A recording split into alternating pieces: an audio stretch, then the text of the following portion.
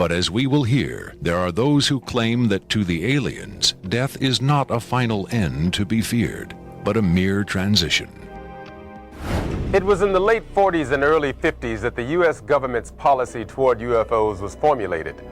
Publicly, there was Project Blue Book, which made a great show of gathering data on all the major UFO sightings, finally declaring them all to be hoaxes, mass hysteria, or swamp gas.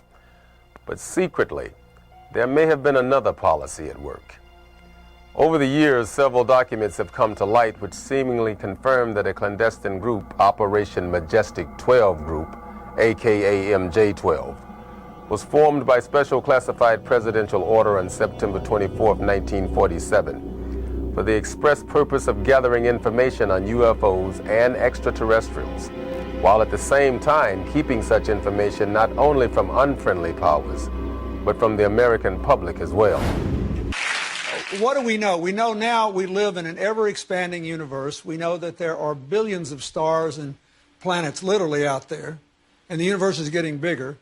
We know from our fancy telescopes that just in the last 2 years, more than 20 planets have been identified outside our solar system that seem to be far enough away from their suns and dense enough that they might be able to support some form of life. So it makes it increasingly less likely that we're alone. Oh, you're trying to give me a hint that there are aliens. No, I'm trying to tell you I don't know. Oh.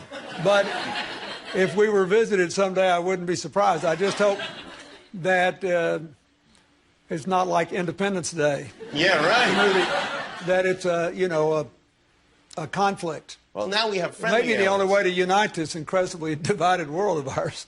They're out there. We better think of how all the differences among people on Earth would seem small if we felt threatened by a space invader. That's the whole theory of independence. You're right. Everybody gets together and makes nice and, you know. You and Bill O'Reilly would be hiding in a bunker together. Yeah. Old Bill O'Reilly, he every mean thing he ever said about me. I don't care. Look at that. How, the skeptics say, could an extraterrestrial travel the vast distances? The distances between the Earth and the other solar systems are so great that no human being could ever travel them in his lifetime unless he were able to travel at much greater speeds than are known to us today. Even if we could actually travel at the speed of light, a space crew would still need centuries to get from one solar system to another. Einstein proved that isn't true with his theory of relativity. At these high speeds, time dilations go into effect.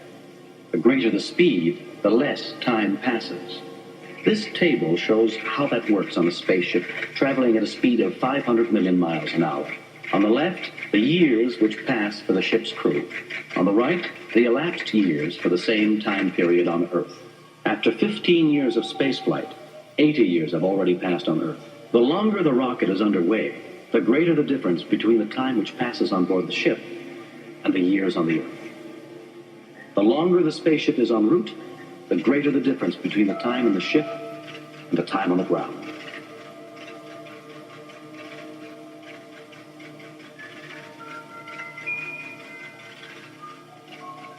After 50 years in the rocket, 420,000 years have passed on Earth. Bearing powers of black magic from deep space.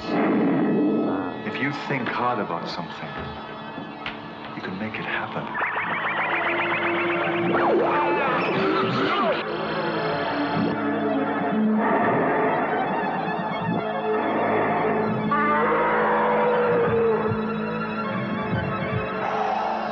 Use it when you need it.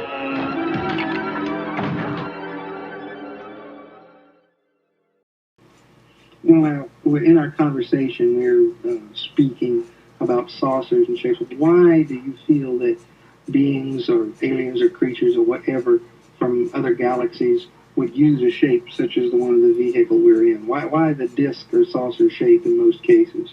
Well, the vehicle's only going to be used in outer space where aerodynamics, because aerodynamics as we know it in the atmosphere is not important, then you don't have to have the aircraft shape because that's strictly for aerodynamic stability.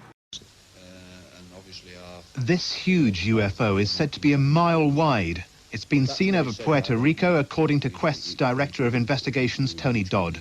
He says several US military aircraft have been snatched from the air. Right, that is the main UFO which the people in Puerto Rico say is abducting aircraft. They reckon this UFO is over a mile across in size. That was a picture done by the UFO artist Jim Nichols from photographs taken in Puerto Rico. Can you put the next photograph on? That is not a very good photograph. It's actually a colour photostat copy of a photograph of one of these interceptions. The Puerto Ricos, or ufologists. I'd like to ask you a few words. When Captain Graham Shepherd came back from a tour of the area, they were keen to know his story. The explanation of everybody that we spoke to was that they were craft of some kind from elsewhere. It seems to be moving, how can I say, up the agenda of awareness to the extent that nobody was prepared to claim that these phenomena were lights in the sky or Venus or geese or aeroplanes. They were quite matter of fact about the possibility that these were spacecraft.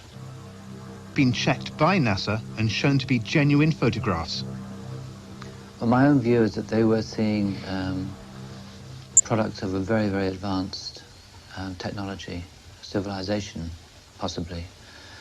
Their ability to change their flight characteristics, which are completely different from ours. For example, very large craft seem to be able to hover and to accelerate and to change direction at such a rate that completely defies what one might call our laws of aerodynamics and gravity. What do you think? Do you believe in UFOs? Oh yeah, yes sir, definitely. They're out there, man. I seen them. I've been out there in Aurora, Texas. They got them little graves and stuff. Yeah, I've been out there, and I don't know, I'm planning a trip. We're going out to like Arizona or something and figure something out. Or not Arizona, what was it?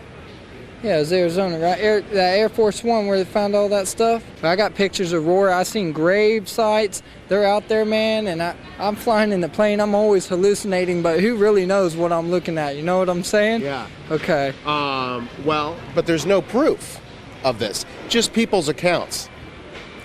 You're right. There's no proof, but I mean, there's no proof of Jesus or, people go in the restroom until they tell you about it. You know what I mean? I mean, that's just kind of the way I see things. All right, so you believe it then? Oh, definitely. Do you think there's like little green men out there? No little green men, sir. No? Well, what do you think there is out there? Who knows, dude? They could be made of water. I don't even know. Water? Water, man. You heard the man. Water. They could be made of anything. Extraterrestrial. Extraterrestrial, you mean? Extraterrestrial. Extraterrestrial. Extraterrestrial. There you go.